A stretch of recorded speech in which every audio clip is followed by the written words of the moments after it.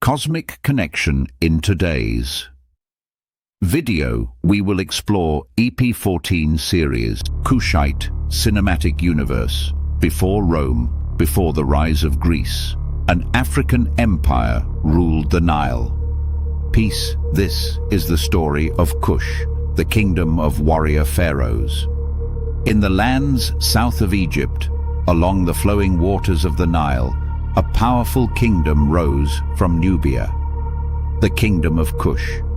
Its kings ruled from the sacred city of Napata, beneath the towering presence of Gebel Barkal, a mountain believed to be the dwelling place of the gods. Here, power was not only measured by armies and wealth, but by divine authority. From this land emerged a ruler whose name would be remembered across history: Piye, a king of Kush, a leader chosen to restore order to a land that had fallen into division. To the north, Egypt, once united under great pharaohs, had become fractured. The Nile Valley was no longer under one rule. Instead, multiple kings controlled different regions. Cities competed, leaders rivaled one another, and the strength of Egypt had begun to fade. Where there was once unity, there was now division. Piye saw this not simply as chaos, but as a calling. From Napata, he prepared his army. Warriors of Kush gathered along the Nile. Spears were raised, shields were lifted, chariots were readied. These were not just soldiers. They were defenders of a kingdom and instruments of a greater purpose. Piye would not wait for Egypt to collapse. He would march north. The journey followed the Nile, the lifeline of both Kush and Egypt. Village after village witnessed the advance of the Kushite army. The banners of Kush moved steadily toward the lands of the north, and with each step, the balance of power began to shift.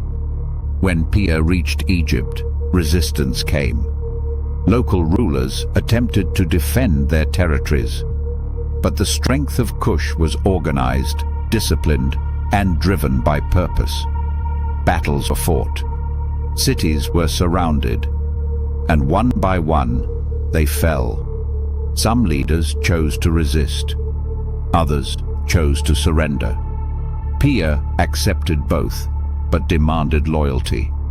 This was not a conquest driven by destruction.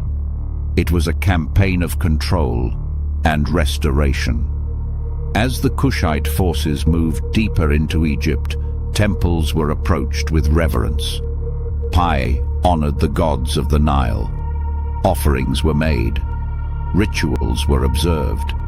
He did not come as an outsider.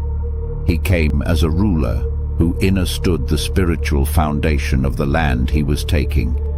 Eventually, Egypt stood unified once again, not under its former rulers, but under a king from Nubia, Piye. He was crowned Pharaoh of Upper and Lower Egypt. A Kushite king now ruled the two lands. This marked the beginning of the 25th dynasty, a line of rulers who would bring stability, strength, and cultural revival to Egypt. From Nubia, Kush had risen, and from Kush, Egypt was reborn. The influence of Piye extended beyond the battlefield. He restored temples. He reinforced traditions. He strengthened the spiritual and political structure of the Nile Valley. His rule was not temporary. It was foundational. The Kushite dynasty would shape Egypt for generations, and long after his reign, the legacy of Kush remained. Across the deserts of Nubia stand the pyramids of its kings, silent, enduring, powerful. More pyramids than Egypt itself. They are reminders of a civilization that rose from the south and claimed the throne of the Nile. The story of Kush is not a forgotten one. It is a story waiting to be told again. The stones of Kush still stand along the Nile. Their pyramids remain. Their temples remain. Their legacy remains. The past is not gone. It is waiting to be remembered.